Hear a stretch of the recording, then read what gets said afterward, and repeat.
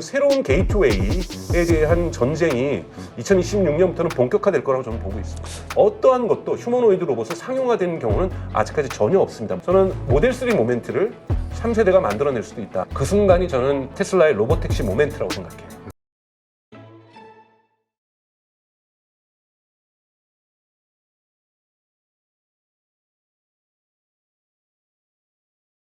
안녕하세요. 815 가족 여러분. 여러분들이 가장 많이 투자하는 해외 주식이 뭘까요? 저는 ETF 쪽에 있긴 하지만 이 종목으로 검색을 해봤습니다. 무려 88개의 ETF에서 이 종목을 담고 있더라고요. 오늘의 주인공은 테슬라고요. 테슬라뿐만 아니라 테슬라와 관련된 AI 쪽 생태계를 가장 잘 알고 계시는 블루닷 AI 연구센터 소장님 강정수 박사님을 모셨습니다. 안녕하세요. 안녕하세요. 예, 반갑습니다. 최근에 뭐 책도 하나 쓰신 것 같은데요?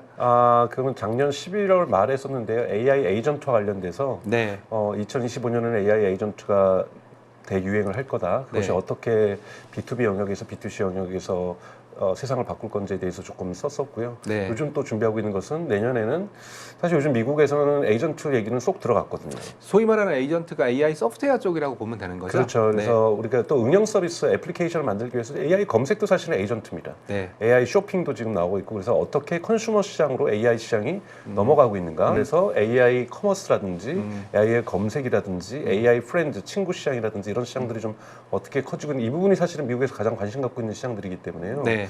그래서 이런 부분에서 사실은 AI가 사실은 챗GPT나 구글 제미나이 입장에서는 이렇게 많은 돈을 투자했는데 네. 천문학적인 엑셀을 돈을 투자했는데 당장 돈 여기에 버는 대해서 돈 버는 게 리턴을 없잖아요. 받기 위해서는 결국은 거대한 컨슈머 시장이 움직여야 되는 거거든요. 네. 그래서 사활을 걸고 아마 내년도에서는 돈을 벌기 위해서 노력할 거고요. 네. 월 $20 받아가지고는 이것도 물론 계속 가져가겠지만 이 시기로는 지금 뭐 뉴욕타임즈 기사에 따르면은 지금 오픈 AI가 $5천억 밸류에이션까지 가고 있거든요. 네. 전혀 합리화가 되지 않습니다. 네. 그러니까 $20씩 받아서는 이거는 하나의 축인 거고 네. 더 거대한 축은 오픈 AI가 올해 목표가 10억 명의 무료 사용자고 네. 벌써 9억 명이니까 뭐 쉽게 10억 명 갈 거라 보고 있고 내년이 20억 명입니다. 네. 그래서 이런 20억 명의 판을 움직일 수 있는 거대한 시장 변화가 내년에 저는 예고되고 있다고 저는 보고 있습니다. 실제로 뭐 그 박사님께서 말씀 주시지 않았어도 지금 샘 얼트만도 그런 네. 얘기를 했었고 네. 어제 나온 MIT 보고서에서도 95%의 생성형 AI가 돈을 벌지 못한다라는 얘기를 하면서 AI 버블론까지 대두되고 네. 있는 시점이거든요.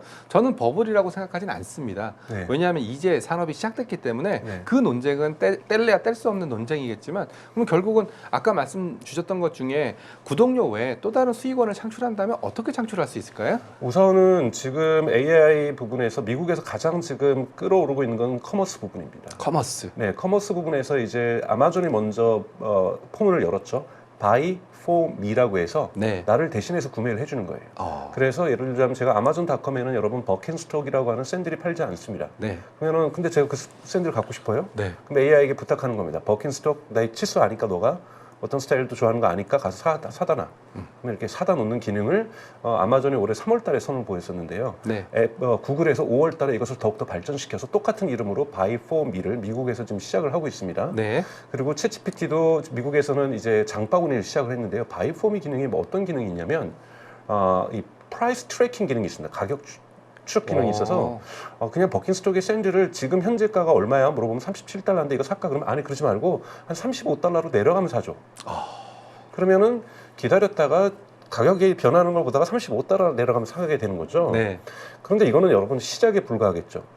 제미나이를 쓰거나 예를 들면 챗GPT를 쓰는 사람들이 가격에 대한 이런 희망사항을 적는다라면 우리 $35가 살려고 하는 사람이 10,000명 있고 $36가 살리는 사람이 5,000명이 있는데 버킨스톡 가서 네고시에이션 하는 거죠. 혹시 지금 바로 그냥 $35에 너네 그 외부에다 해놓은 웹사이트에는 $37로 써놓고 $35에 10,000켤레 하고 $36에 5,000켤레 지금 팔래?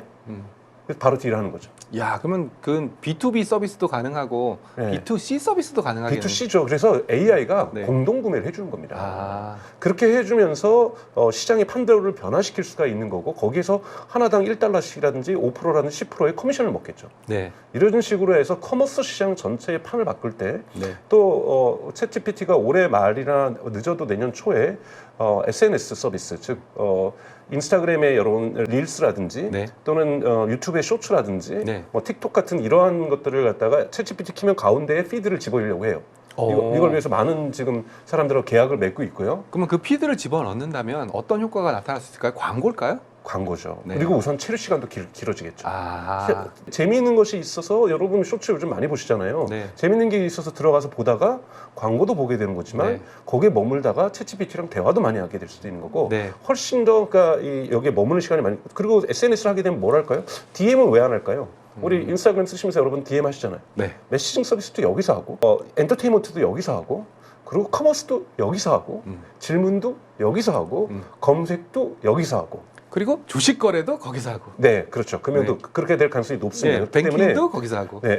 네. 슈퍼 앱이라고 얘기를 하죠. 네. 그래서 게이트웨이로서의 역할을 AI가 가져가려고 하고 있다는 데서 이렇게 큰 시장을 움직여야 오픈 AI가 5천억 달러라는 기업 가치에 대한 정당성을 인정받을 수 있습니다. 네. 그러니까 이런 부분에서 뭐 에이전트에서 B2B 영역에서 20달러 같이 쓰고 또는 챗GPT도 엔터프라이즈 모델이 있죠. 이 시장도 커요. 작진 않아요. 근데 이걸로는요. 자신들의 수익 구조를 브레이크 이븐을 만들 수가 없습니다. 비용 자체를 커버 못 할 거예요. 그렇죠. 그러니까 이러한 부분이 있기 때문에 대단히 큰 판이 현재 움직이기 위해서 준비하고 있는 거고 그들이 지금 시작하지 않는 것은 이용자 베이스, 즉 유저 인스톨 베이스라고 얘기를 하는데요. 이 규모를 10억, 20명 정도는 만들어 놓고 처음에 그렇잖아요. 네이버도 처음에 나왔을 때 검색 서비스 좋다니까 사람들이 와 네이버 서비스 좋은데 우선 모일 때까지 적자 보면서 계속 기다립니다. 그리고 또 기다렸다가 카페 만들고 그렇죠. 뭐 이거 다 한 다음에 커머스하고 예. 그렇죠. 그 다음에 광고를 엄청 덕지덕지 붙이죠. 네. 그러면서 돈을 뽑아내는 거죠. 네. 투자자들도 이걸 알고 있기 때문에 우선 챗GPT가 무료 이용자를 포괄적으로 지금 대단히 광범위하게 전 세계에서 확보하는 것을 긍정적으로 보고 있는 거고 그것 때문에 지금 현재 지금 파이낸스 라운딩을 하고 있는데 오픈 AI가 5천억 달러의 밸류에이션으로 시작하고 있다는 겁니다. 그러면 박사님 보시기에는 그 5천억 달러의 밸류에이션이 정당하다고 보시는 거예요? 그거는 이제 그들이 어떻게 투자자들에게 피칭을 했는지는 잘 모르겠지만 저는 네. 그것을 목표로 하고 있다는 부분에서는 정당하다고 보고 있어요. 네. 그 정도 판을 움직여야 됩니다. 사실은 버블은 저는 있다고 봐요. 버블은 꼭 터지는 것은 아니거든요. 그렇죠. 버블도 안 터지고 오래 가요. 그렇죠. 안 터지고 오래 갈 수도 있고 이것이 연착륙할 수도 있다고 저는 네. 생각이 드는데 가장 크게 요즘 쟁점이 되고 있는 건 들어가는 돈, 뭐 지금 미국의 빅테크 4개 기업, 메타라든지 마이크로소프트라든지 아마존, 구글, 알파벳이죠. 이 4개 기업이 2024년하고 2025년에 한 5천억 달러를 씁니다. 어마어마한 돈들을 쓰는 건데요. 여기서 가장 큰 논쟁이 되는 것은 뭐냐면 여러분도 한번 생각해 보셔야 될 것은 엔비디아의 H100 칩을 지금 대단히 많이 쓰고 있는데 네. 그것의 감가상각의 연도수가 몇 년이 될 것 같으세요? 저는 기술 발단의 속도가 더 중요하기 때문에 그 칩을 능가하는 칩이 나온다면 감가상각이 빠르게 일어날 거기 때문에 그렇죠. 블랙엘에 네. 의해서도 되겠지만 보통 GPU 칩들은 5년에서 6년까지 갑니다. 네. 왜냐하면 GPU를 24시간 돌리지는 않거든요. 그렇죠. 근데 H100은 거의 24시간을 돌립니다. 네. 그래서 사실상 3년 이상 쓰기도 어렵다는 거예요. 아, 그래서 감가상각을 3년으로 잡고 있어요. 네. 그러면 이 많은 투자한 3년 안에 리턴을 가져와야 될 거 아니에요. 그렇죠. 이 리턴의 계획이 명확하지 않는데 구글이 예를 들면 AI 모드를 오늘 공식적으로 한국에서 또 시작을 했습니다. 오늘 AI 모드라고 구글에서 시작을 했는데 AI 모드를 여러분 검색 결과에서 클릭을 하시면 네. 챗GPT처럼 진짜 링크가 하나도 없이 퍼플렉시티처럼 답변을 해줘요. 이건 미국에서 시작을 했고 한국에서는 오늘 시작을 했는데요. 결국 구글의 검색창이 바뀐 거네요. 그렇죠. 그러면 여러분 구글이 전체 매출 중에서 구글 검색 광고가 차지하는 비율이 55%입니다. 네, 맞습니다. 그러면 단계적으로 이걸 줄여나가겠지만 언젠간 다 줄어갈 거라고도 구글은 경영진들은 여러분들이 구글 경영진을 예상을 했을 거예요. 그러면 이 내려가는 사이에 다른 매출을 찾아야 되는 겁니다. 그렇지 않으면 투자자들이 구글을 완전히 공매도 하겠죠. 네. 그러면 다 던져버릴 겁니다. 왜냐하면 매출이 55% 차지하는 것이 단계적으로 줄어들 테니까요. 검색 그렇죠. 광고가. 그렇죠. 그럼 그 사이에 구글은 어디서 여러분들이 경영진이라면 어디서 돈을 벌려고 할까요? 20달러씩 제미나이 받아서 이건 말도 안 되는 일이라는 거예요. 그리고 뭐 크롬이라든지 이런 거에서 그러니까 그런 거를 여러분들이 보셔야 되는 네. 거고 그런 부분에서 분명하게 그렇다고 유튜브가 더 커져가지고 검색 광고 부분을 메꿔줄 수 있냐 절대 그렇지 않다라는 거죠. 네. 유튜브이 차지하는 비율은 알파벳 전체 구글이 차지하는 연간 매출에서 한 15%밖에 안 됩니다. 그리고 유튜브는 워낙 비용이 많이 나가는 곳이기 때문에요. 그렇죠. 동영상 스트리밍을 해야 되는 거기 때문에 그렇기 때문에 사실상 구글도 커머스 부분에서 칼을 빼들 거라고 보고 있는 거고요. 근본적으로 우리가 물건을 사고 파는 이러한 변화들, 물건을 사고 판다라는 거에서는 아까 말씀드린 샌들이라든지 또는 고양이 사료라든지 이런 것뿐만이 아니라 금융 제품들, 여러분들이 들은 보험들, 자동차 보험들, 그리고 투자할 때 옆에 투자 자문이 같이 있으면서 투자하고 그렇죠. 이런 일들이 이루어지는 이러한 것들을 꿈꿀 거라고 저는 보고 있고요. 제가 만약에 경영진이라면 네. 그래서 투자자들한테 우리는 검색 광고가 사라져도 검색 광고에 따따블을 벌 거예요.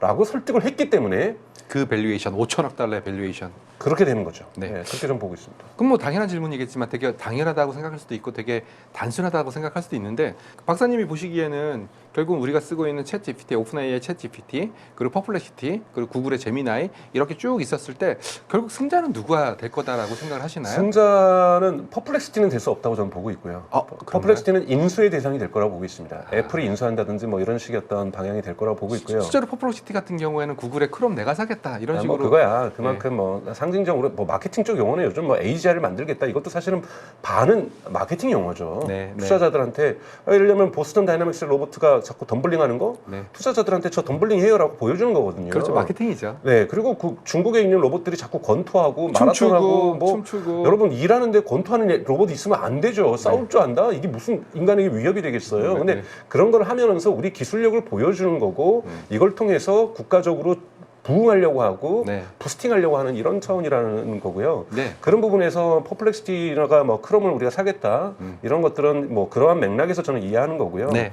지금의 이용자 규모를 보거나 한국에서도 이용자 규모, 글로벌로 이용자 규모를 볼 때 있어서 지금 챗GPT가 압도적인 대중성을 갖고 있는 거고요. 그렇죠. 대중성이죠. 네, 대중성이 대단히 중요하다는 거고요. 그다음 두 번째는 제미나이는 인스톨 베이스가 크죠. 유튜브의 이용자들에게, 구글의 지메일 이용자에게, 구글 검색 이용자에게 그렇죠. 제미나이로 넘어오게 만들 수 있는 브릿지 역할을 많이 해줄 수 있고 또 요즘 젊은 층에서 제미나이를 많이 쓰기 시작하고 있죠. 그리고 저도 노트북 LM도 많이 쓰고 있습니다. 그럼요. 노트북 LM도 정말 멋진 제품이죠. 네. 클로드 같은 경우는 개발자들이 많이 쓰고 있어요. 이 시장은 성장하지 않습니다.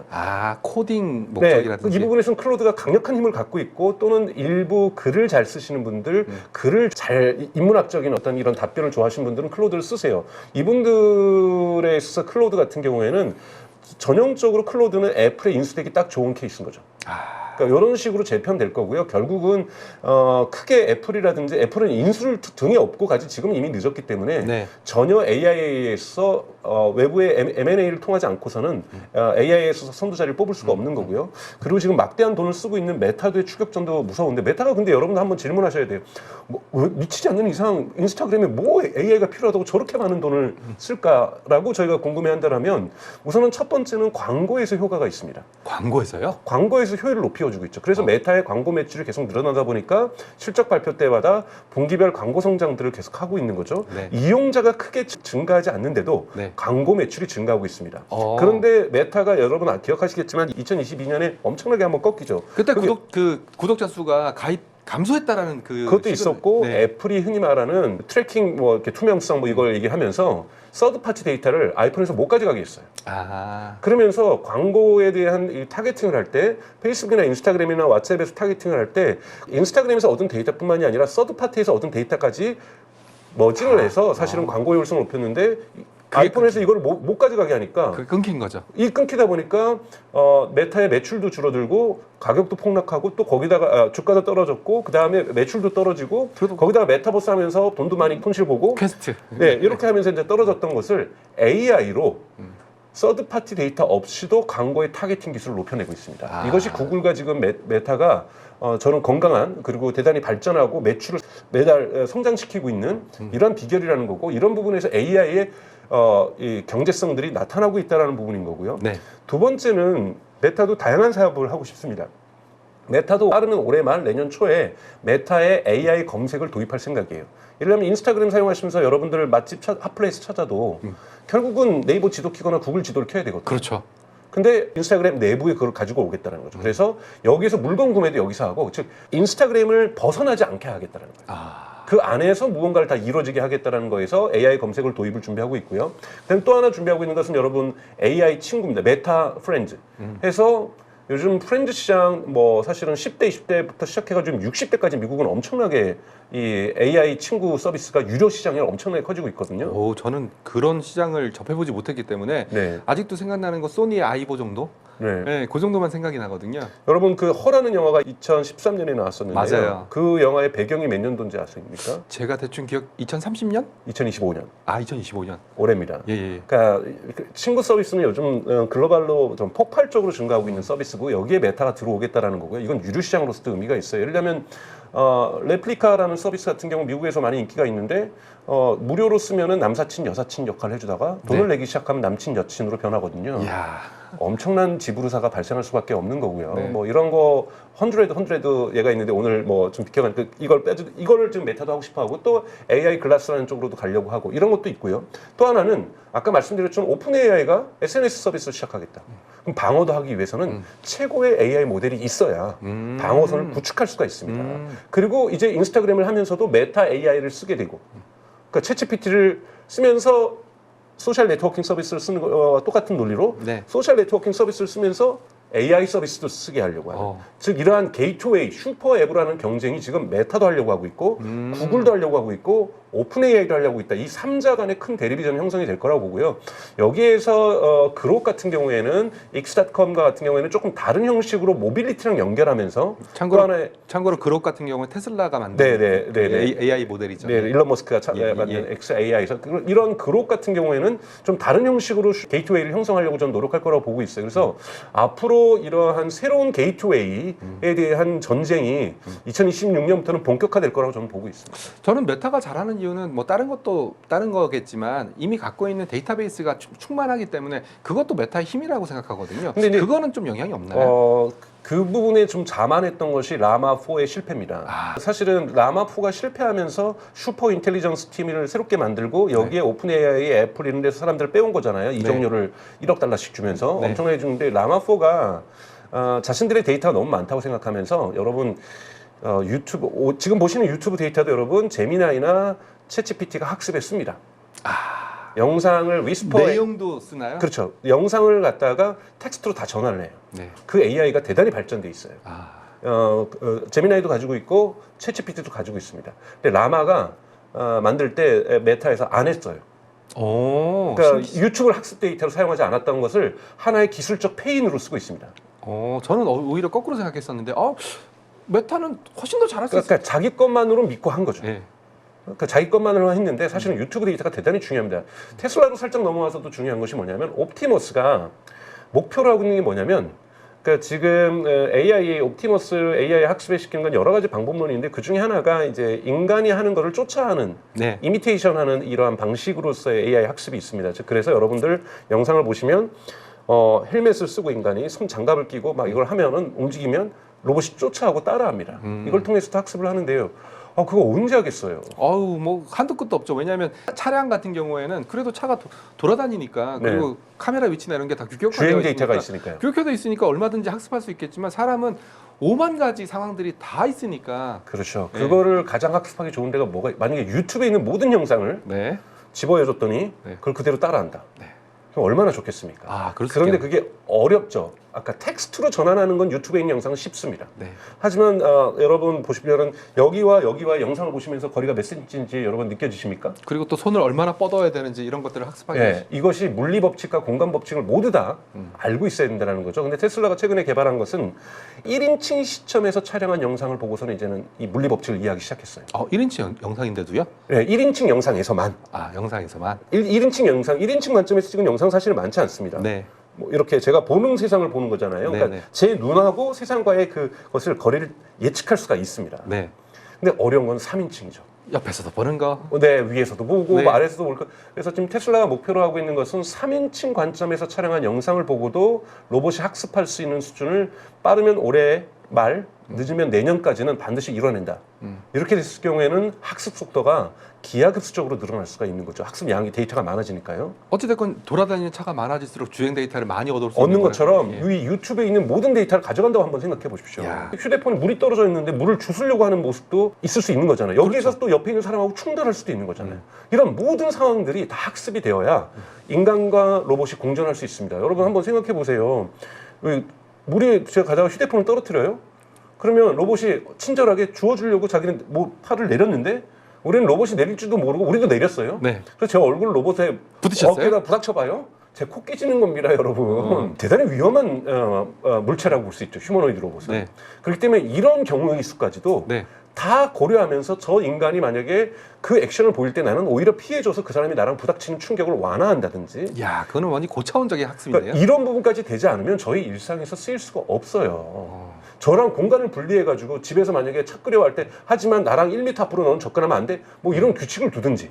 그러지 않는 이상 인간은 충돌할 수 있습니다. 그렇죠. 그러면 대단히 큰 상처를 받을 수 있고 특히 노약자라든지 어린아이 같은 경우에는 대단히 생명의 위험에 처할 수도 있는 거거든요. 그렇기 때문에 아직 여러분 휴머노이드 로봇은 학습해야 될 그 데이터의 부분들이 양이 무궁무진합니다. 너무나도 많고 휴머노이드 로봇은 전형적으로 R&D입니다, 여러분. 어떠한 것도 휴머노이드 로봇은 상용화되는 경우는 아직까지 전혀 없습니다. 뭐 가격을 갖다가 뭐 테슬라가 2만 달러로 얘기하던 3만 달러로 얘기하던 또는 중국의 유니트리가 G1을 갖다가 뭐 700달러, 800달러, 뭐 1600달러 내놓겠다.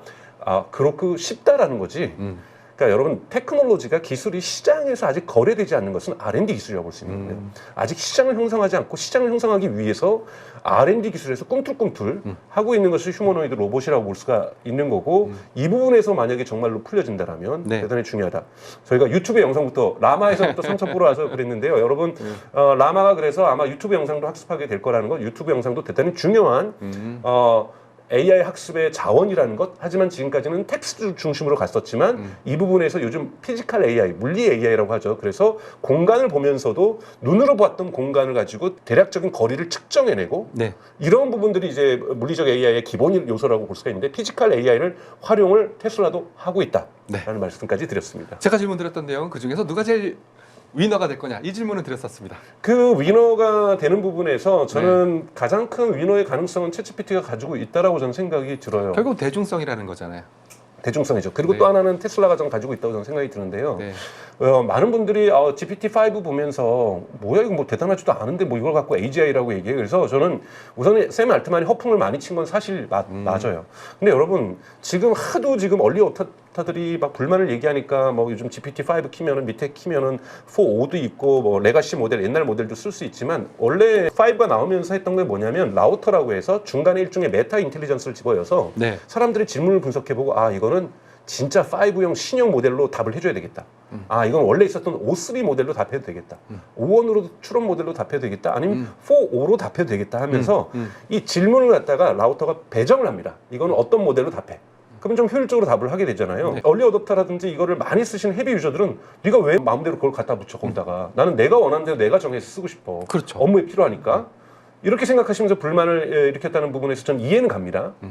근데 저희 어머니 80대이신 어머니도 챗GPT를 쓰시는데 네. 저희 어머니는 옷슬이 아무리 설명해도 몰라요. 뭐 뜻인지. 근데 이번에 샘 알트만이 발표한 게 뭐냐면 무료 이용자 가운데서 출원 모델을 O3를 쓰던 사람들이 1%밖에 안 됐는데 7%로 늘었다는 거예요. 쿼리 양으로 분석해볼 때. 그러니까 배정해줘야 되는 거죠. 이게 뭐냐면 여러분 대중화의 길로 가고 있는 겁니다. 전 그런 부분에서 GPT-5가 오픈 AI가 잘 잡고 있다고 저는 생각이 들어요. 네. 그러니까 이 사람의 질문에 따라서 그 무료 이용자들의 질문의 수준에 따라 질문의 성격에 따라서 의도에 따라서 모델들을 동일한 모델을 제공해주면 여러분 그 비용을 감당하기 어려운 거죠. 적절하게 자신들이 갖고 있는 모델들을 매칭시켜내는 것들, 서비스를 대중화시켜오고 자동화하려고 하는 노력들 이런 건 대단히 대중성 있는 감각을 가지고 있다고 저는 보고 있고요. 야, 그러면 그런 측면에서는 챗 GPT가 가장 앞서고 있다라고 판단할 수도 있겠네요. 그리고 이용자 규모가 우선은 올해 2월 달에 4억 명 정도였는데요. 네. 지브리 사건 이후에 빠른 속도로 늘면서 지금 8억 명, 9억 명까지 가고 야, 올해 말까지 10억 명 안 남았네 얼마? 네, 얼마 안 남았습니다. 그리고 네. 한국도 벌써 2천만 명에 가까워지고 있죠. 네. 그래서 한국도 제 생각에는 내년 정도 되면 3천만 명까지 가는 거는 뭐 시간의 문제라고 저는 보고 있습니다. 이건 이미 어느 정도 게임을 정리하고 있는 거죠. 물론 후발주자들이 압도적인 AI 성능으로 쫓아올 가능성은 여전히 있습니다. 뭐 방금 말씀하셨던 빅테크 업체들도 갖고 있는 인프라 자체가 워낙 훌륭하니까 네. 전 충분히 쫓아갈 수 있다라고 생각을 하고 있습니다. 네, 네. 그렇다면 뭐 박사님의 생각은 챗 GPT를 필두로 한 오픈 AI 그리고 오픈 AI가 지금 마이크로소프트랑 어떤 관계죠? 마이크로소프트는 사실은 50%의 주식을 가지고 있습니다. 네. 그러니까 이 지분을 가지고 있는 거고 네. 그리고 이 지분은 언제 끝나냐면 AGI가 오면 끝난다라고 이제 해놨는데 되게 애매모호한 기술적인 그러니까 계약을 맺었죠. 그거는 언제 끝이다라고 얘기할 수가 없는 그렇죠. 그런 수준인데. 그런 부분들이 있는데 우선은 하면서 그 투자한 돈의 많은 부분을 또 마이크로소프트에서 써야 돼요. 즉 학습은 마이크로소프트에서 해야 됩니다. 학습은 네, 학습은 해야 되는 거고. 근데 이 학습을 정의하기가 좀 되게 애매한 것이 있어요. 사전 학습이라는 것들도 학습이지만 이후에 강화 학습이라는 예, 것도 강화 있고 학습. 사후 학습이라는 것들도 있기 때문에 지금 우리가 사용하면서도 학습은 이루어진다고 볼 수가 있는 거거든요. 네. 강화 학습은 또 별도로 그들의 연구원들이 하고 있는 거지만 그래서 예를 들면 지금 노르웨이에라도 오픈 AI가 H백이 10만 개 들어가는 데이터 센터를 짓겠다고 얘기를 하고 있고 네. 아랍에미리트에는 그거보다 4배 규모로 좀 짓겠다고 얘기를 하고 있는 것은 이건 주로 뭐냐면 응용하는 겁니다. 즉 우리가 질문하면 답변할 때 네. 이것도 이제 추론이라고 얘기를 하는데 보통 이걸 전문으로 하는 칩들은 NPU 칩이라는 것들도 있고요. 네. 그래서 이러한 서비스를 운영하면서도 엄청난 GPU가 발생하는 거죠. 그렇죠. 그렇죠. 네, 그래서- 학습뿐만 아니라 서비스 하면서도요. 네, 그래서 샘 알트만이 그러잖아요. 제발 좀 땡큐라는 말 좀 고맙다는 말 좀 하지 말라고 AI한테. 그러면 또 걔가 또 몇 마디 하잖아요. 그렇죠. 또 추론하죠. 네, 그러면 이게 다 엄청난 비용이라는 거고 엄청난 전기와 물을 가지고 쓴다라는 거죠. 근데 이런 부분에서는 지금 마이크로소프트가 다 감당을 못해요. 하고 싶어도. 그래서 지금 오픈 AI가 구글 클라우드도 쓰고 있고 네. 뭐 코이워도 쓰고 있고 막 그랬더니 뭐 마이크로소프트하고 작별하는 거 아니야 막 뉴스 제목은 그렇게 나오는데 네. 그것이 아니라 마이크로소프트도 오픈 AI의 이 서버의 필요성이 수요가 증가하는 속도를 못 쫓아가는 거예요.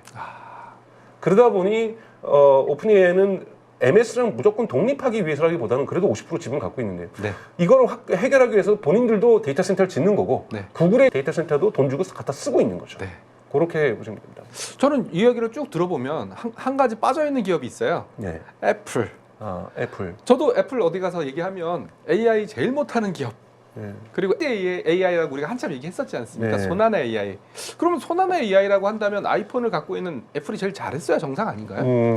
사실은 애플이 컨셉은 정말 전 기가 막히게 잡았다고 생각해요. AI, 아티피셜을 애플이라는 단어로 바꿔서 애플 인텔리전스. 예. 그래서 저도 사실은 애플 인텔리전스 2024년 애플이 이제 발표를 했던 거잖아요. 네. 그 개발자 회의에서 그때 저는 사실은 제가 쓴 더 코어라는 곳에서 글을 쓰는데 제가 극찬을 했거든요. 오, 정말 박수 치신 거예요? 네, 왜냐하면 이렇게 어떤 단순한 앱이 아니라 운영 체제의 오퍼레이팅 시스템의 OS의 AI를 결합시키는 것.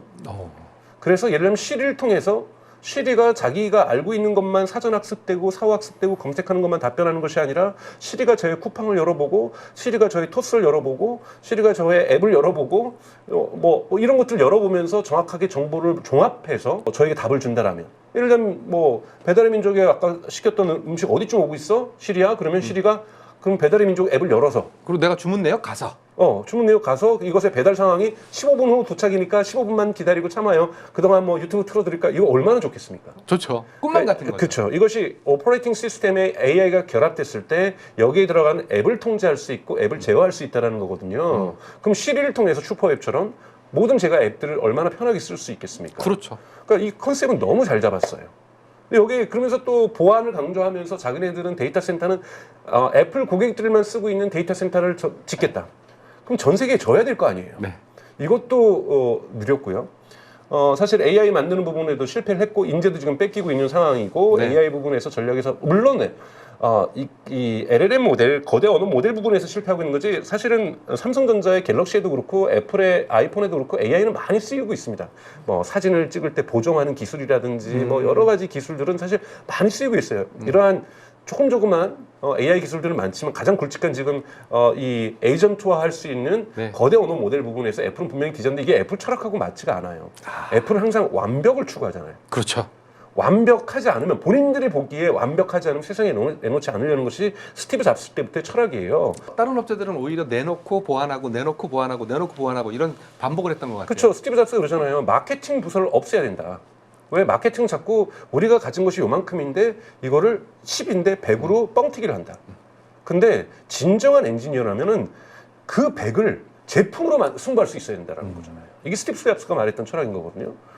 그러면 애플 인텔리전스 개념이 좋으면요 광고 같은 거 하지 말아야 돼요. 실제로 그걸 만들 때까지는 애플은 공개하지 않습니다. 근데 광고 많이 했었잖아요. 그렇죠. 광고도 나중에 걷어들였죠. 비판이 있으니까요.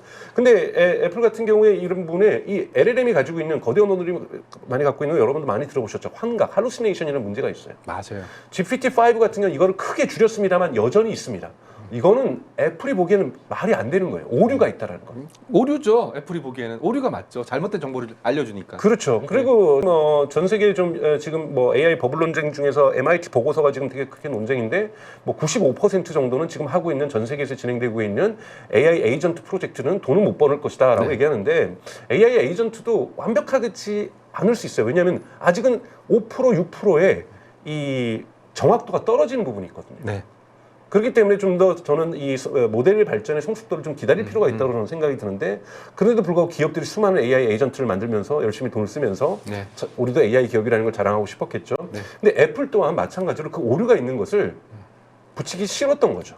그러다 보니까 이 DNA 자체가 철학 자체가 틀렸던 그랬던 거죠. 왜냐하면 이번에 메타도 철학을 바꾼 겁니다. 뭐냐면 여러분 AGI 일반 인공지능이 어떤 의미를 가지고 있냐면 실제로 AGI 일반 인공지능 즉 인간의 모든 인지면에서 인간의 능력을 초월하는 것을 AGI라고 보통 얘기를 합니다. 네. 하지만 학자마다 AGI 정의는 다 다른데요. 네.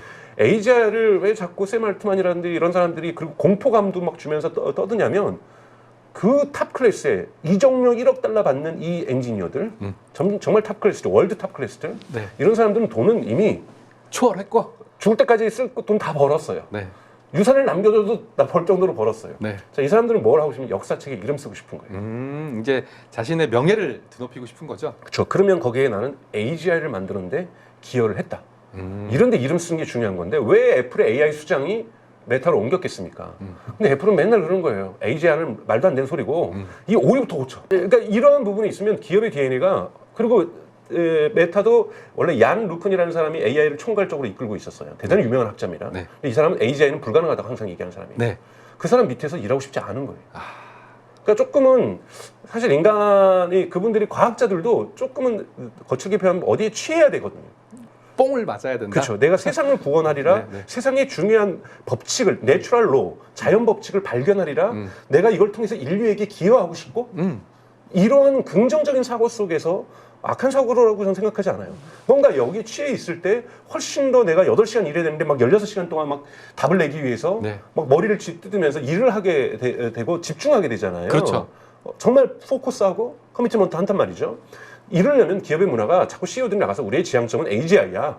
우리 돈 벌려고 하는 게 아니야. 우리는 인류를 바꿀 거야. 이런 얘기를 하는 거죠. 근데 돈은 뒤에서 벌어야죠. 네. 엄청나게. 네. 이런 거를 구조를 저희가 좀 이해할 필요가 있다. 이러다 보니 언론에서 받아 적다 보니 AGI가 얼마 남지 않았습니다. 막 이렇게 쓰는 건데 여러분 너무 거기에 현혹될 필요는 없다고 봐요. 이것은 적절하게 투자자들을 대상으로 하고 그리고 기업 내부에 있는 문화를 만들어서 탑 클래스의 월드 클래스의 AI 전문가들을 데려오고 싶어서 이런 부분이 있는 것이 있다. 하지만 실질적으로 돈 버는 거는 인간을 뛰어넘는 걸로 돈을 벌려고 하지 않을 거다라고 저는 생각합니다. 네, 알겠습니다. 그리고 박사님 생각을 듣다 보니까 미국에서 메타 네. 프렌즈 서비스 어떻게 보면 남사친, 여사친 네. 이런 서비스가 활성화된다라는 얘기를 언뜻 듣고 나서 그러면 휴머노이드 로봇 시장이 커진다면 그 AI 모델을 그 휴머노이드 로봇에 장착을 시키고 그러면 그 휴머노이드 로봇이 결국은 그렇게 나의 새로운 반려 친구가 되는 거 아닌가라는 생각을 했었거든요. 제 생각이 좀 엉터리인가요? 아니요, 맞습니다. 언젠가는 연결이 될 거예요. 거대 언어 모델이 휴머노이드에 있는 다양한 AI들과 결합을 되면 그걸 통해서 무엇을 하려고 하냐면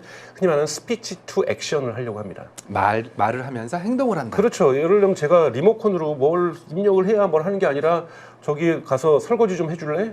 차 좀 끓여줘. 아니면 저거 망치 좀 들고 갖고 와서 몽키 좀 들고 오고 저기 전선줄 저기 3kg짜리 저거 들고 와서 여기도 좀 붙여. 제가 그거를 일일이 막 컴퓨터로 입력하는 게 아니라 키보드로 입력하는 게 아니라 리모컨이 있으면 이렇게 말이 안 될까요? 그렇죠. 스피치로 해야죠. 잠깐 그거 멈춰. 위험해. 뭐 이런 얘기도 할 수도 있는 거고 인간과 대화가 돼야 사실 휴머노이드가 인간하고 같은 공간에서 조금 더 안전하게 일을 할 수가 있습니다. 물론 특정한 스피치에 대해서는 지상을 따르지 않는 것도 물론 가드레일을 걸어 놓을 거예요. 네. 뭐 적인 사람을 때리라든지 뭐. 이런 부분들은 가드레일이 걸려 있겠죠. 네. 그래서 하겠지만 스피치 투 텍스트 부분에서 언어 모델과 이 부분들이 결합을 하게 될 거고요. 또 언어 모델이 가지고 있는 가장 큰 장점 중에 하나가 예측이죠. 스토카스틱 프리딕션이라고 얘기하죠. 즉, 통계적인 예측이라고 볼 수가 있는데요. 우리가 내비게이션을 하게 되면서 이쪽으로 갔다가 우리가 사실 로봇 청소기에도 사실은 그러한 예측이 있어요. 여기로 갔다가 부닥치면 어디로 왼쪽으로 30도를 갈까 오른쪽으로 40도를 갈까 뭐 이런 부분들을 예측을 통해서 내가 느껴지는 충격의 감각을 인지하면서 지금 이 벽에서는 왼쪽으로 30도를 트는 게 나을 것 같다 오른쪽으로 40도를 트는 것이 나을 것 같다 이런 것들을 감각적으로 익혀나가는 거거든요. 네. 이런 부분에서는 LLM이 가지고 있는 거대 언어 모델이 가지고 있는 예측 모델들이 많이 쓰일 거라고 저는 생각이 드는데요. 지금 휴머노이드 여러분들 보시면서 조금 이상하신 부분들이 뭐냐면 도대체 카메라는 몇 대가 어디에 달려 있을까? 그렇죠. 저도 가장 궁금한 게 우리가 사람을 생각하니까 카메라는 눈에 달려 있겠네 이렇게 생각할 수도 있거든요. 네, 근데 그렇지 않습니다. 지금 현재 전 세계적으로 휴머노이드 로봇은 블라인드, 사실은 시각장애인이라고 보시면 됩니다. 시각장애의 휴머노이드 로봇이라고 보면 되고요. 아직까지는 카메라를 통한 학습보다 더 중요한 것은 관절을 통해서 학습하고 있고 관절을 통해서 움직이고 있어요. 그래서 우리가 한번 여러분 생각해서 눈 감고 여러분들 가보시고 어디를 걸을 때도 이렇게 어디에 발에서 무엇이 닿았을 때 이것이 우리 신경망과 관절에 힘들이 전달이 됩니다. 그렇죠. 딱딱한 건지 물렁한 건지 내가 뭘 밟았는지 카페트인지 그랬을 때 그러면 어디로 움직여야 될지 이런 부분들을 갖다가 감각적으로 익혀내면서 여기에 따라서 저의 관절을 또 어떻게 힘을 줘야 될지도 정해주거든요. 뭐 예를 들어서 우리가 계란판을 걸어간다라고 생각한다면 네. 아 이건 계란이니까 살짝 밟아야지. 그런 것이 있죠. 그리고 네. 물건을 들 때도 손의 감각이 여러분 17,000개가 있습니다. 원래는 인간의 손에는. 그래서 손을 우리가 들었을 때 딱 물건을 잡았을 때 이게 무거운 건지 가벼운 건지 여러분 압니다. 다 들어보지 않았다. 조금만 들어보면 이 느낌이 오는 거잖아요. 그렇죠. 힘도 전달이 되고 이것이 감각적으로 뇌에 전달되면서 이것은 가벼운 거야, 이거는 무거운 거야, 이거는 너 각 잡고 허리 자세 똑바로 하고 제대로 들어, 안 그러면 삐끗할 거야. 옛날에 한번 경험한 적 있지. 뭐 이런 감각들이 다 전달되면서 행동하는 거기 때문에 이 인간이 행동한다는 것을 이 기계가 모방한다는 건 어마어마하게 고난이도라고 볼 수가 있습니다. 학습이 저는 불가능하다라는 생각도 얼핏 들어요. 뭐 그런 부분들이 있죠. 그래서 테슬라 같은 경우에는 FSD 기본을 장착을 시켰어요. 네. FSD 장착을 시켜서 주변 사물들을 어느 정도 감각적으로 인지하는 부분들이 좀 어느 부분적으로 들어가 있고 거기서 큰 방향에서 내비게이션 하는 건데 자동차는 근데 계단을 올라갈 일이 없잖아요. 그리고 자동차는 길만 가는 거죠. 네. 자동차가 어디 산길 가는 경우도 있겠지만 관절 같은 게 필요 없어요. 네. 정확하게 길과 장애물들을 발견하고 신호들을 발견하면서 해야 되는 규칙에 대해서 바퀴와 스티어링 휠에다가 규칙을 주고 입력. 브레이크와 엑셀에다가만 규칙을 주면 되는 거예요. 이 수만 가지의 관절이 우리가 하나를 움직일 때도 여러분 앞발을 디딛고 우리가 계단을 올라갈 때 얼마나 많은 관절들이 연쇄 반응을 하겠습니까? 신경도. 그렇죠, 그렇죠. 이것을 느끼지 않으면 절대 못합니다. 이걸 이길 수 있는 것이 있어요. 유압식으로 과거에 보스턴 다이나믹스 네, 했던 것처럼 유압식이었죠. 유압식으로 하는 것, 이 오는 충격을 강하게 이겨내면서 제가 그 힘들을 이겨내면서 움직이는 거죠. 그런데 지금의 휴머노이드는 그렇게 하면 안 되거든요. 그래서 지금 보스턴 다이나믹스도 유압식에서 모터식으로 바꾼 거죠. 예. 그래서 액추에이터라고 하는 것이 실제 말해서 인간의 관절 역할을 하는 건데요. 수만 개의 그 액추에이터가 보통 로봇에 들어갑니다. 그러다 보니까 테슬라도 계속 실험하면서 지금 나오는 것이 그 액추에이터가 과열이 됐다. 그러니까 특정 관절에 힘이 너무 많이 받는 거예요. 그러면 과열이 되는 거죠. 그러면 그렇죠. 나머지 관절들을 제대로 잘 조정을 해줘야 여기에 힘이 적절하게 나오겠죠. 우리도 힘이 여러분 갑자기 어떤 무릎에 많이 가서 달리기를 열심히 갑자기 하시거나 이러면은 허리 뻐근하죠. 하고 무릎도 네. 상처하고 여기 연골에 붓고 네. 그렇게 되잖아요. 마찬가지로 휴머노이드 로봇이 지금 테슬라가 어려움들을 겪고 있는 것은 뭐냐면 이 관절들을 발전시켰는데 특정 관절에 힘이 더 가서 여기 과열이 돼서 모터가 타버린다든지 네. 이런 일들도 발생할 수 있고요. 근데 이걸 이기려면은 관절을 튼튼하게 세게 큰 거로 하면 근데 이건 문제는 그러면 유연성이 떨어지고 네. 인간이 하려는 작업을 못합니다. 왜냐하면 휴머노이드 로봇을 통해서 인간의 노동을 대체하려는 건 뭐냐면 지금까지도 협동 로봇이 즉 코봇이라든지 로봇팔이 못하던 걸 하는 거거든요. 그렇죠. 예를 들면 뭐 지금 피규어라는 휴머노이드 로봇이 여기서 물건을 잡아서 일로 옮기는 거 보스턴 다이나믹스 합니다. 여기서 잡아서 옮기는 거 이거는 테스트용으로 하는 거지만 이건 휴머노이드 로봇 시키면 안 돼. 그냥 로봇팔이 빨리빨리 옮기면 그러니까 산업용 로봇이 하면 되는 거예요. 그렇죠. 하면 되는 거죠. 네. 이건 근데 여러분 테스트용이에요. 근데 제일 많이 할 건 뭐겠습니까? 아직도 자동차 산업에서 제가 많이 비유를 드는 건데 자동화가 안 되는 것이 하네스 작업이라는 겁니다. 이게 하네스. 전기줄을 놓는 것을 하네스 작업이라고 얘기를 하거든요. 네. 하네스라고 영어로 표현을 쓴 건데요.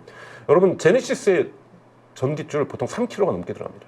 그 전기 배선 말씀하시는 그렇죠. 거죠? 예. 배선 작업. 네. 이거를 다 이 얇은 것을 좁은 공간에다 집어 있는 거는 지금도 로봇팔이 하는 게 아니라 사람이 하고 있어요. 그러면 이 부분을 자동화해야 될 거 아니에요. 네. 자, 그러면 배선을 잡아가지고 물론 테슬라는 이 배선을 줄이려고 하고 있습니다. 엄청나게 줄여서 사이버 트럭에서는 이거를 몇백 메다로 줄였죠. 몇 킬로가 들어가는 거를. 자, 몇백 메다라도 하긴 해야 될 거 아니에요. 하긴 해야죠. 와이어리스 뭐 스티어링 휠을 이번에 와이어로 했잖아요. 그럼 여기 와이어가 전기줄이 연결된다는 거니까. 네. 자, 이거를 로봇이 하려고 하려면 얼마나 손의 감각이 관절이 인간과 유사해야 되겠습니까? 그렇죠. 아니면 유사 안 해버리면 끊어버리고 네. 또 이상한 데 배치해버리고 네. 그런 오류가 일어날 가능성이 그렇죠. 그리고 우리가 언젠가는 우리가 10년 뒤든 20년 뒤든 저는 그래도 그건 먼 세월이라고 생각하는데 정말 가정에 들어와서 제가 정말 나이 들어서 제가 간병인을 갖다가 옵티머스로 드린다. 네. 그럼 꿈만 같겠죠. 그렇죠. 예? 그런데 그러다가 제가 오히려 병나면 안 되잖아요. 근데 얼마나 미세한 일들을 하겠어요? 여기에서의 감각과 관절이라는 것은 정말로 인간과 유사해지지 않으면 절대로 인간의 노동을 대체할 수 없습니다. 그러니까 그 목표를 향해서 테슬라는 달려가고 있는 거고요. 네. 다른 데 같은 경우에는 그 이전에 인간을 모방하기보다는 그냥 작동되는 로봇을 먼저 만들고 이것이 휴머노이드까지 이건 될 것 같은데 하면서 진화시키다 보니까 처음부터 스타트가 조금 출발점이 저는 달랐다고 저는 생각이 들고 빠른 속으로 쫓아오는 것이 즉 대표적인 기업이 보스턴 다이내믹스는 하드웨어 중심으로 먼저 갔었어요. 맞아요. 하드웨어 중심으로 먼저 갔다가 이제 소프트웨어를 연결해야 되겠는데 그러렸더니 이걸로 제어하기 위해서는 이런 장동량하고 덤블링 연습했던 덤블링만 하는 게 아니라 정말 인간 노동을 대체하는 쪽으로 가려면은 관절 다시 짜야 되겠는데 그러니까 하드웨어 설계 다시 들어가는 거고 그러면서 모터로 바꾼 거고. 네 그러면서 설계도 AI도 안 되니까 엔비디아 걸 지금 갖다 쓰고 시작해서 엔비디아하고 협업을 시작한 거잖아요. 네. 그러면요 계속해서 하드웨어 한번 바꿨다가 소프트웨어 바꾸고 소프트웨어 바꿨다가 하드웨어 바꾸고 이러한 왔다 갔다를 어마어마하게 해야 됩니다. 테슬라도 했고요 사실은. 근데 테슬라는 처음에 여러분 정말 웃겼던 거죠. 사람이 로봇 커스튬을 입고서 나와가지고 이게 얼마나 코미디 같은 일입니까? 일론 머스크 생각에는 이거를 한다는 것 자체가 얼마나 넌센스였겠어요. 근데 그걸 왜 했습니까? 우리가 구현하려는 목표는 우리가 만드는 소프트웨어는 저 모습이다. 처음에 시작은 저거고 이제는 로봇처럼 만들어질 텐데 궁극에 가면 저렇게 될 거라는 거죠. 저 목표를 생각해서 관절을 만들 거고 저 목표를 생각해서 소프트웨어를 만들 거다라는 그런 부분에서 전 출발점이 좀 달랐다고 생각이 들고 그렇기 때문에 테슬라의 옵티머스가 다른 경쟁사에 비해서 좀 빠르다라고 보고 있는 거고 다만 테슬라가 이것이 되기 위해서는 사실은 이번 삼성전자랑 결합했던 AI6 칩 네. 그 전에 AI5가 이제 TSMC가 만들게 되고요. 지금 AI4 같은 경우에는 지금 삼성전자가 만들면서 테슬라의 차량에는 공급하고 있습니다. 네. 그런데 옵티머스에도 이것이 똑같이 들어가야 되는데 AI5부터 들어가요. AI5부터 들어가고 AI6도 당연히 삼성전자가 만드는 것도 이 옵티머스에 들어가고요. 이것이 들어갈 때쯤 돼야 카메라도 들어갈 거고요. 그리고 정말 우리가 상용화할 수 있는 휴머노이드 로봇이 그때쯤 저는 만들어질 거라고 보고 있는데요. AI5가 언제부터 테슬라에게 공급이 되냐면 2026년 하반기입니다. 그럼 내년 하반기 때까지는 그 전에 나오는 옵티머스는 테슬라 내부 테스트용이라는 거고 5,000대를 만들어도 네. 여기에는 추론 NPU 칩이 그렇게 좋은 수준이 못 들어가요. 그래서 이 NPU 칩이 들어간다는 것은 인터넷이 연결되지 않아도 여기에 저장된 소프트웨어로 스스로 추론해서 행동한다는 거거든요. 네. 그런 부분이기 때문에 AI5가 들어가는 TSMC가 만드는 AI5가 내년 하반기에 들어가니까 그때서야 테슬라는 본격적으로 외부에 판매하거나 정말로 시장에 내놓을 완벽하다는 건 아니잖아요. 아니지만 예. 시장에 겨우 내놓을 옵티머스를 만들어낼 것이다. 그것은 그렇기 때문에 2016년 하반기 이전에는 오지 않을 거라고 저는 보고 있습니다. 네.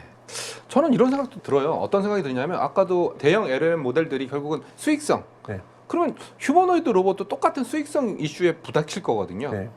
근데 나올 수 있는 게 26년 하반기고 나와봤자 솔직히 완성판은 아니고 어떻게 보면 파일럿 제품들일 텐데 네. 과연 그럼 수익성까지 가려면 또 머나먼 길을 떠나야 되거든요. 그런데 그런 부분에서 이제 대단히 수직 계열화가 잘 되는 수직 계열화라고 하는 것은 쉽게 얘기해서 가장 수직 계열화를 잘했던 기업을 뽑으라면은 지금도 헨리 포드가 만든 포드가 1907년에 있었던 포드를 수직 계열화 100%라고 얘기를 합니다. 네. 그 당시에는 여러분 자동차 공장이에요. 고무 공장도 있었어요.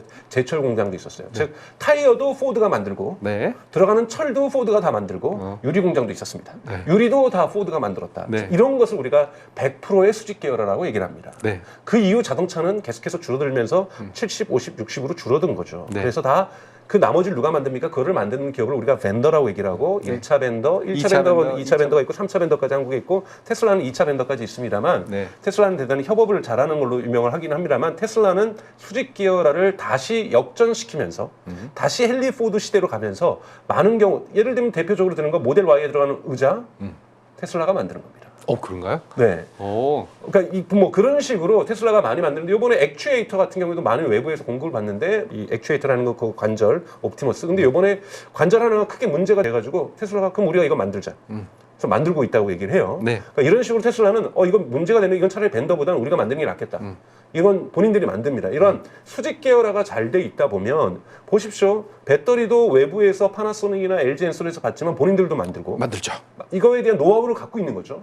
그리고 심지어는 1차 벤더가 만드는 기계에는 컨트롤러라는 것이 있습니다. 자동차 같은 경우는 컨트롤러는 일종의 미들웨어라고 얘기를 하는데요. 각 부품군을 조정하는 일종의 소프트웨어라고 볼 수가 있죠. 네. 이 컨트롤러들이 연결되면서 모든 컨트롤러가 100%로 연결될 때 그때야 자동차에도 오퍼레이팅 시스템이 만들어질 수 있어요.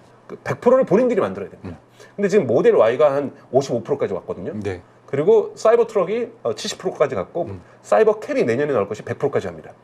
이렇게 돼야 이제 운영 체계가 나오는데 이러한 것들을 본인들이 다 만들었던 수직 계열화의 역사를 가지고 있기 때문에 네. 제조의 역량이 대단히 좋다라는 거예요. 엔지니어링 기술이. 그러면서 계속해서 일론 머스크가 하는 유명한 말이 있습니다. 가장 좋은 부품은 그 부품을 없애는 것이다. 가장 좋은 프로세스는 그 프로세스를 없애는 것이다. 이러한 철학을 가지고 있는 것이 일론 머스크의 엔지니어 철학입니다. 테슬라는 끊임없이 부품수를 줄입니다. 끊임없이 그 프로세스를 없앱니다. 이 노하우를 자동차를 만들었던 노하우가 있기 때문에 이것을 그대로 휴머노이드 로봇인 옵티머스에다 전가시키고 있다는 거예요. 그런 부분에서 빠르긴 빠르지만 그 여기에서 어떤 효과가 날 수 있습니까? 규모의 경제 효과가 날 수 있죠. 테슬라의 배터리의 규모의 경제 효과를 차량에 있었던 것을 옵티머스에도 쓸 수 있는 쓸 수 거고요. 있죠. 그리고 뭐 다양하게 AI도 FSD에서 작동했던 AI 기술이 어느 정도 들어가게 되고 또 LLM 같은 경우는 물론 아직 같은 회사는 아니지만 나중에 지분 저는 쉐어링이 있을 거라고 보는데 X.AI에서 만드는 그록이 또 테슬라 차량에 들어가고 옵티머스에도 들어가고 이런 규모의 경제 효과 여러분 규모의 경제 효과라는 것은 제가 10,000개 만드는 것보다는 10만 개를 만들어서 구매 파워도 물건도 원자재도 훨씬 더 저렴하게 살 수 있고 생산 단가도 확 떨어뜨릴 수 있고. 그래서 보통 규모의 경제 효과라는 것은 한 개당의 평균 생산 비용이 떨어진다는 걸 얘기를 하는 겁니다. 이렇게 되면은 가격이 떨어져야 되는 이유는 뭐냐면 너무나도 여러분 가격도 떨어져야 되고 아까 말했던 관절이나 AI 뭐 해결해야 될 거 많아요. 배터리도 여러분 2차 전지도요 이제 시작된 거예요. 왜냐하면 옵티머스에 다 들어갈 2차 전지요 지금 유니트리가 2시간밖에 못 쓰거든요. 맞아요. 왜냐하면 공간에 배터리를 많이 집어일 수가 없잖아요. 차량처럼. 그렇죠. 많이 집어넣어 버리면 또 균형도 안 맞고. 그렇죠. 근데 2시간마다 엄마 밥 주세요 그러면 네. 뭐 공장에서 어떻게 쓰겠어요. 그렇죠. 그래서 우선 1차적으로는 배터리의 브렉스루가 반드시 생겨야 된다. 이건 전고체만으로도 해결될 수 없는 문제이기 때문에 저는 시간이 좀 걸릴 거라고 좀 보고 있고요. 이거를 누가 만들어내냐에 따라서 휴머노이드 시장은 완전히 달라질 거라고 저는 생각이 들어요. 그리고 가장 중요한 건 가격이겠죠. 배터리까지 8시간을 가져야 돼요. 아마 처음에는 아마 4시간 정도 가서 교대로 갈 거라고 저는 봅니다. 즉 인간이 식사하러 갈 때 우리 식으로 하면은 그때 충전을 잽싸게 하는 자 그렇게 하더라도 4시간은 가야 되는 거죠. 그렇죠. 자 그렇게 했을 때 가격을 보시면 예를 들면 제 여동생네가 종이컵을 만드는 공장을 하는데 뭐 1년 매출이 한 140억 정도 나오는 정말 영세한 표현하면 본인은 기분 나쁘겠죠. 근데 뭐 솔직히 말씀드려서 화성에 공장이 있고 외국인 노동자들로 100% 사실은 거의 구성이 되어 있어요. 그럼 제 동생한테 야 우리도 휴머노이드 하나 옵티머스 사서 공장도 좀 자동화해보면 좋지 않겠냐? 그럼 뭐라고 얘기할까요, 처음에? 우리 노동자들보다, 로봇이 훨씬 더 비싸. 네. 최저임금보다 비싸? 아니면 싸? 싸면 사고, 비싼 엄두도 못 내는 겁니다, 여러분. 영업이익률이 몇 프로일까요, 종이컵 공장에서? 뭐 한 자리겠죠. 네, 한 자리도 네. 낮은 한 자리예요. 네, 네. 그런 데서는요, 예전 기술 투자, R&D 투자할 수가 없고, 우리도 한번 외국 사람들한테 언론에 한번 사진 한번 찍히게 휴머노이드 로봇으로 바꿔! 절대 할 수 없습니다. 네. 여러분 공장의 자동화라는 것을 하기 위해서는요 무조건 그 나라의 최저임금에 맞춰야 됩니다. 최저임금보다 유지 보수비까지 메인터넌스 비용까지 해서 네. 저렴해야 네.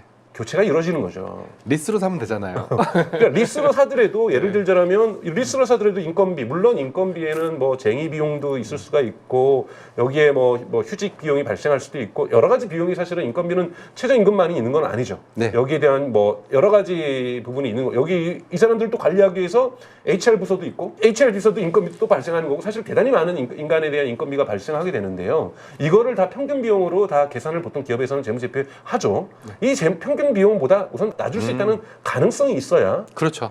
저는 이것이 교체가 될 거라고 봅니다. 그러면 단가가 일론 머스크도 얘기하는 것이 현재 지금 계획으로는 뭐 3만 달러 정도까지 내려갈 수 있다고 얘기를 하는데요. 궁극에 가서는 2만 달러로 낮추는 것이 목표라고 얘기를 하고 있습니다. 2만 달러고 지금 뭐 1,400원 환율이니까 환율로 그 환산해 보면 대략 한 2,800만 원, 네. 3,000만 원 그 정도 수준이겠네. 그렇죠. 여기에 이제 메인터넌스 비용이 들어가겠죠. 네. 그리고 아마 테슬라가 이거를 한 번 팔고 돈을 안 버는 이런 바보 같은 행동을 안 할 겁니다. 뭐 여기 들어가는 FSD부터 시작해가지고 이거를 구독 모델로 분명하게 바꿀 거예요. 네, 그래서 뭐 오른팔 쓰려면 얼마 내고 왼팔 쓰려면 얼마 내고 그렇게 해서 뭐 한 달에 뭐 100달러를 내던 뭐 200달러든 구독 모델로 분명히 말하는. 그래서 흔히 말해서 이렇게 되면은 ARR, 보통 우리가 기업 가치 평가할 때 가장 중요한 것 중에 요즘 최근 떠오르고 있는 것이 Annually Recurring Revenue라고 해서 계속해서 반복 매출을 만들어내는 것이 대단히 중요하죠. 그러면 휴머노이드 로봇이 생애 주기 동안 매출이 딱 계산이 되는 거죠. 한 대 팔 때마다. 그렇죠. 초기 판매 비용하고 매달 벌어들이는 비용. 그리고 이러면 소프트웨어 기업 업데이트 비용. 밸류에이션이 어마어마하게 달라질 수 있는 거잖아요. 그런 부분에서 그런 모델을 취하게 될 거고, 전 이렇게까지는요, 2030년 전에 휴머노이드가 완전히 막 지구상에 퍼지는 일들은 저는 일어나기는 어려울 거라고 봐요. 하지만 이런 가능성 있는 지금 옵티머스 모델이 여러분들이 지금 뭐 LA에 있는 다이너에서 작동하고 있는 팝콘 날라주는 거 이런 걸 모델 제너레이션 2 모델 그러니까 세컨드 모델입니다. 네. 근데 이제 서드 모델이 올해 말에 나온다라는 거죠. 2세대 모델이란 얘기시죠? 네, 3세대 모델이 나온다라는 거고 지금 2세대 모델이고 네. 3세대 모델이 나오면은 일론 머스크 표현으로는 세상이 놀랄 거라고 얘기를 했어요. 네. 이 3세대 모델의 후반부 정도 가서야 상용화할 수 있는 단초들이 좀 보일 거라고 보는데요. 이미 우리가 선반영돼서 투자를 한다고 얘기를 한다라면 3세대 모델만 나오더라도 옵티머스의 현실성들을 우리가 인정하게 되고 투자자들도 하면서 많이 테슬라의 주가에는 긍정적인 효과가 저는 그러니까 있을 거라고 저는 생각이 들어요. 근데 만약에 진짜 양산이 된다? 제일 먼저 스타트를 끊는다? 이거는 완전히 테슬라의 어떤 기업 가치는 이제 다른 국면으로 저는 빠져들 거라고 보고 있습니다. 마치 모델 S가 처음 나왔을 때 그런 국면이라고 생각하면 되겠네요. 아, 모델 3겠네요. 저 모델 3죠. 네, 모델 네, 3가 처음에 여러분 모델 3는 정말 역사적인 순간이었죠. 왜냐하면 일론 머스크가 그 전에 언제까지 나올 거야 하다가 프로덕션 헬, 그러니까 생산의 지옥에 나는 빠져 있어. 나 거기서 텐트 치고 자고 있는데 답이 안 나와. 진짜 생산은 어려운 거야. 막 이런 얘기를 하면서 왜 그러냐면요. 그 전까지는요 대량 생산은 안 된다고 봤거든요. 전기차. 그렇죠. 전기차가 세상을 바꿀 거라고 생각하지 않았어요. 근데 모델 3가 램프업, 즉 양산에 들어가는 것이 보여지기 시작하면서 그때 여러분 기억나시겠지만 1차 정고점을 뚫잖아요. 맞아요. 그것이 뭐냐면 전기차 가능하겠는데? 전기차가 세상을 바꾸겠는데? 이런 부분들이 만들어지는 거죠. 실제로 그 이후에 모델 3의 판매량이 급증하는 건 아니거든요. 그 다음에 테슬라의 차량 판매를 이끌어놨던 건 모델 Y죠. 네. 그러니까 제네레이션 3세대가 막 양산해서 세상이 막 바뀌는 것이 아니더라도 3세대만으로도 이거는 가격만 맞추면 쓰겠는데 라는 것들이 만들어지면 저는 모델 3 모멘트를 3세대가 만들어낼 수도 있다. 이렇게 좀 보고 있습니다. 저는 모델 3 그 휴머노이드 로봇까지 가기 전에 테슬라의 가장 큰 관건은 로봇 택시가 아닐까 그렇죠. 생각을 하거든요. 왜냐하면 너무나 간단한 건데 휴머노이드 로봇이 발달하게 되면 그냥 테슬라 차에다가 휴머노이드 로봇을 앉혀서 운전시키면 되지 않습니까? 그게 바로 로봇 택시지 않습니까? 뭐 그것도 그래서, 있고 네. 저는 테슬라의 로봇 택시의 어떤 주가 상승에 물론 기대치는 이미 다 반영이 돼 있죠. 네. 기대치는 반영이 돼 있는데 실질적으로 이것이 이번에 2분기 컨퍼런스 콜에서 일론 머스크가 얘기했던 것이 이제 재무제표상으로 AI 매출이 폭발적으로 증가하는 시기는 올해는 되게 힘들고 내년 1, 2분기도 힘들고 내년은 하반기가 되지 않을까 이렇게 얘기해가지고 주가가 폭락했는데요. 근데 그게 사실 하면은 되게 어마어마한 얘기거든요. 네. 재무제표에 AI가 매출을 기록하는 것이 성장을 본격적으로 하는 시기라는 거죠. 그럼 그 전부터 재무제표에는 잡힌다는 얘기죠. 지금도 사실은 FSD 그 구독료가 잡히고 있지만 그거는 the others로 잡히고 있기 때문에 AI로 잡히고 있지 않기 때문에 문제가 되는 건데 저는 언제부터 잡힐 거냐고 보냐면 이번에 우선 두 가지가 9월 달에 중요한 신호를 했죠. 하나는 퍼블릭 억세스, 즉 지금까지는 초대받은 사람들만 탈 수 있는데 퍼블릭 억세스가 가능하다라는 것은 여러분 어떤 의미냐면 이제 누구든지 여러분들도 예를 들면 오스틴에서 퍼블릭 억세스가 전 될 거라고 가능성이 가장 높다고 보는데 오스틴에 가셔서는 관광객들도 탈 수가 있다는 거잖아요. 그 앱을 설치하면. 자, 그러기 위해서는요. 차량을 더 깔아야 됩니다. 더 깔아야 되죠. 왜냐하면 초대받은 사람들은 20분, 30분 기다릴 수 있어요. 근데 여러분들이 앱을 켜가지고 진짜 이거 테슬라의 로봇택시로 이동하려고 하는데 대기 시간 1시간 뭐 이러면 없어. 아무도 안 타겠죠. 그러면 퍼블릭 억세스를 한다는 말은 뭐냐면 무진장 깔겠다는 겁니다. 거기다 그 차량을. 제가 보기엔 500대 이상은 깔 겁니다. 이러면 이제 완전히 판이 바뀌는 거고요. 두 번째는 그럼 과연 500명을 깔 때 거기에다 안전 요원을 다 태울 것인가? 지금은 여러분들이 이제 로봇택시의 인텔리전스도 그러니까 이 FSD 자율주행도 크게 볼 때는 세 가지 단계의 인텔리전스를 갖고 있다고 보시면 됩니다. 하나는 정말 자동차를 주행하는 코어 인텔리전스가 있는 거고요. 두 번째는 메타 인텔리전스라는 것이 있는데 그건 뭐냐면 급정거 또는 갓길에 세우는 것, 즉 이머전시 상황이 됐을 때 멈추는 것, 이것을 결정하는 인텔리전스가 있고요. 그리고 세 번째는 백오피스에서 원격으로 조정하는 것도 하나의 인텔리전스로 보고 있습니다. 사람이 운전하더라도 이 세 가지를 갖춰야 되는 거고 이 세 가지에 맞는 각 주정부마다 규제가 있습니다. 샌프란시스코 같은 경우에는 이 메타 인텔리전스를 운전석에서 해야 된다는 거고. 그래서 지금 거기 핸들을 잡는데 사람이 앉아 있는 거고요. 그리고 오스틴 같은 경우는 텍사스는 그것은 보조석에 해서 돼요. 그래서 거기에 이머전시 버튼을 아마 더 쓸 거고 그걸 클릭하면 차가 그냥 멈추거나 갓길로 되거나 이런 역할을 그걸 지금 인간이 하고 있는 건데 이것도 데이터가 쌓이면 메타 인텔리전스를 AI에게 넘길 수 있습니다. 백오피스는 있어야 돼요. 백오피스는 있어서 다만 백오피스에 몇 명이 있느냐 이런 건 뭐 또 이것도 규정이 있을 거라고 저는 보고 있는데요. 이것도 입증해야 될 거고요. 그래서 우선은 저는 퍼블릭 오피스를 액세스를 하게 될 경우에는 이 메타 인텔리전스를 담당하고 있는 조수석에 있는 안전 요원이 하차할 가능성이 높다라는 거죠. 그 순간이 저는 테슬라의 로보택시 모멘트라고 생각해요. 그때 사람들이 지금 계속 논쟁하고 있는 게 뭐냐면 월가에서도 논쟁하고 있는 특히 미국 언론들이 논쟁하는 것은 웨이모하고 자꾸 테슬라의 로보택시 비교하면서 웨이모는 사람 없는데 저기 여기는 사람이 있다라는 거잖아요. 그리고 또 웨이모 같은 경우는 우버 앱에서 탈 수 있는데 네. 테슬라는 아직 우버 앱에서 못 하지 않냐. 네, 그런 것도 있는데 이제 퍼블릭 액세스 한다는 거는 테슬라 앱을 만든다는 건 앱은 쉽게 다운로드 받을 수 있는 거니까 이거는 전 해결될 거라고 보고 가장 중요한 사람이 내리는 것. 이 정도가 저는 9월 달에 발생하거나 10월 달에 발생할 가능성이 높다라는 거고 그때 엄청나게 테슬라의 변화가 있을 거고 또 FSD 14가 또 9월 말로 예고되고 있기 때문에 FSD 지금 13이죠, 여러분. 버전 14 부분이 대단히 의미 있게 시장에서 반응을 만들어낼 거라고 보고 있습니다. 이런 부분에서 테슬라의 로보택시에 의한 그러니까 즉 AI 기업으로서의 본격적인 주가 성장, 그러니까 이런 부분들은 저는 오스틴에서 안전 요원이 즉 메타 인텔리전스를 담당하고 있는 인간이 하차하기 시작할 때 이때가 대단히 중요한 테슬라의 주가 상승에 있어서 중요한 모멘트가 저는 될 거라고 보고 있습니다. 그리고 또 일단 뿌려줘야 되지 않을까요? 그러니까 하차하는 것도 하차하는 거지만 근데 뿌려지기 위해서도 하차할 거라는 거죠. 같이 이루어지겠네요. 그렇죠. 네. 거기서 1000대를 까는데 1000명이 앉아 있을 수는 없잖아요. 그렇죠. 네. 같이 일어나겠구나. 네. 자, 그러면 테슬라 얘기를 우리가 진지하게 한번 해봤고, 그리고 연도별로 일단 휴머노이드 로봇 같은 경우에는 한 2030년 그 전에 과도기적으로 로봇 택시가 있고, 로봇 택시의 모멘텀은 일단 안전 요원이 하차하는 그때 많이 뿌려질 거다. 이런 얘기까지 했었는데 결국 우리가 우주로 가야 되지 않습니까? 예, 물론 테슬라가 우주 가는 건 아니겠지만 스페이스 X라는 또 모멘텀이 있으니까 이걸 좀 얘기를 좀 해보면서 마감할까 하는데요. 스페이스 X는 어디까지 봐야 될까요? 우선 스페이스 X가 지금 이 영상이 나간 다음에 여러분들이 보시게 될 10차 테스트, 스타쉽 테스트가 있죠. 팔콘 9이 지금 스페이스 X의 이 성장들을 이끌어 왔었던 거고 이 팔콘 9을 이어서 스페이스 X 이어가는 것은 이제 스타쉽이 될 거라고 보고 있습니다.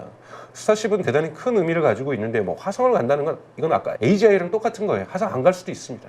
또 언젠간 갈 수 있어요. 근데 우리가 목표를 화성 간다라고 잡아놔야 엄청난 변화를 일으켰죠. 왜냐하면 그 변화가 목표가 없었으니까. 이건 이제 유럽연합에서도 얘기하는 게 뭐냐면 재사용 가능한 부스터를 한 번도 인류는 고민하지 않았어요. 맞아요.